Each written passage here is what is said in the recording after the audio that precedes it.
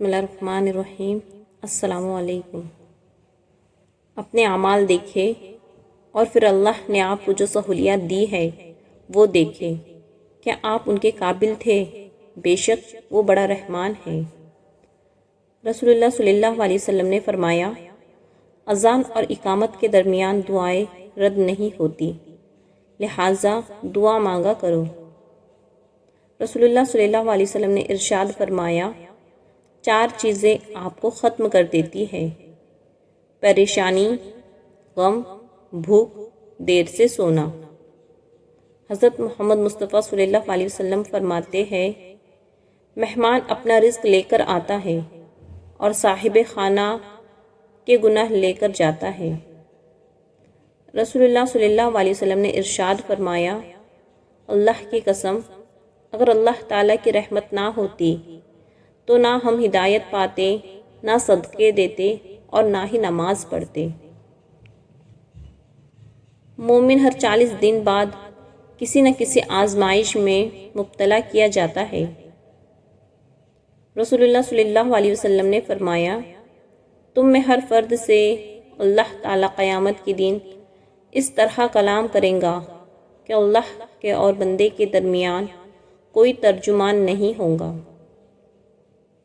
آپ صلی اللہ علیہ وسلم نے فرمایا، مسواک کرنا منہ کو پاک کرنے والا اور رب تعالیٰ کو راضی کرنے والا عمل ہے۔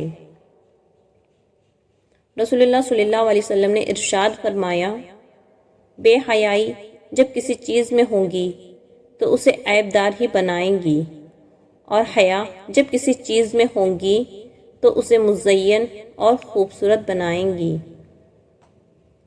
سرور کائنات صلی اللہ علیہ وسلم نے فرمایا، سوار شخص پیدل کو، چلنے والا بیٹھے ہوئے کو، تھوڑے لوگ زیادہ لوگوں کو اور چھوٹا بڑے کو سلام کرنے میں پہل کرے۔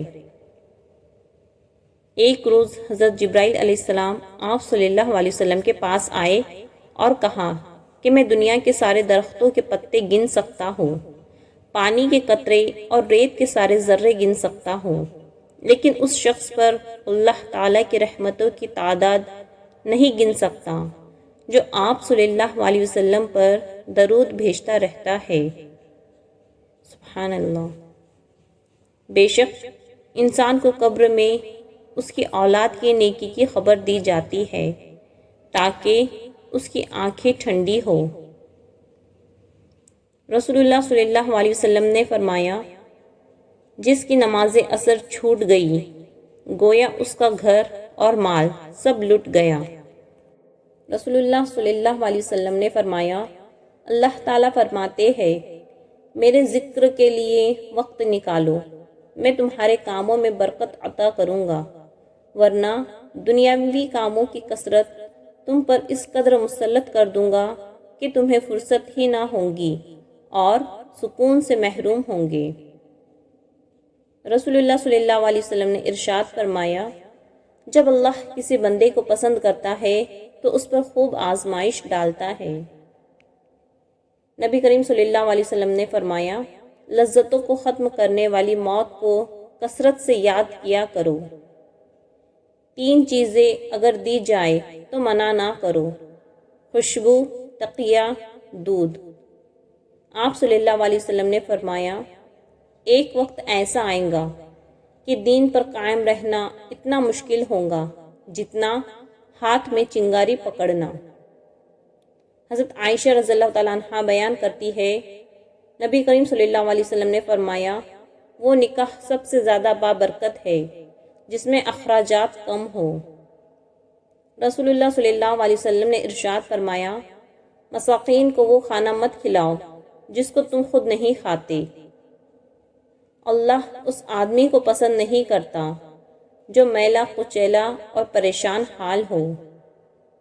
رسول اللہ صلی اللہ علیہ وسلم نے ارشاد فرمایا، ہر چیز تقدیر سے ہے، یہاں تک کہ عاجز ہونا اور ہوشیار ہونا بھی تقدیر میں ہے۔ کیا خوبصورت دور تھا جب لوگ ایک دوسرے کے کانٹے نکالتے تھے، اور اب ہم ایک دوسرے کی راہ میں کانٹے بچھاتے ہیں۔ نبی کریم صلی اللہ علیہ وسلم نے ارشاد فرمایا، اگر جوتے کا تسمہ بھی ٹوٹ جائے تو اللہ سے مانگو۔ جو کوئی کسی کا قصور معاف نہیں کرتا تو اللہ بھی اس کا قصور معاف نہیں کرے گا۔ سب سے پہلے جو چیز انسان کے ترازوئے اعمال میں رکھی جائیں گی وہ انسان کا وہ خرچ ہوگا جو اس نے اپنے گھر والوں پر کیا ہوگا۔ 4 چیزیں نیکی کا خزانہ ہے: حاجات کو چھپانا، صدقے کو چھپا کر دینا، درد کو چھپانا اور مصیبت کو چھپانا۔ رسول اللہ صلی اللہ علیہ وسلم نے ارشاد فرمایا، جو مہمان نوازی نہیں کرتا اس میں کوئی خیر نہیں۔ نبی کریم صلی اللہ علیہ وسلم نے ارشاد فرمایا، پاک دامن عورت پر الزام لگانا 100 برس کی عبادت کو ضائع کر دیتا ہے۔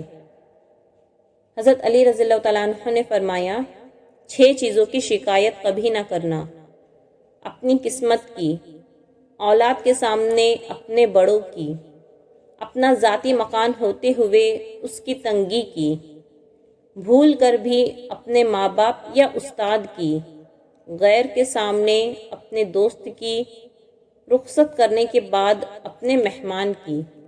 حضرت سعد رضی اللہ تعالیٰ عنہ نبی کریم صلی اللہ علیہ وسلم کی خدمت میں آئے اور عرض کیا کہ آپ کے نزدیک کون سا صدقہ زیادہ پسندیدہ ہے؟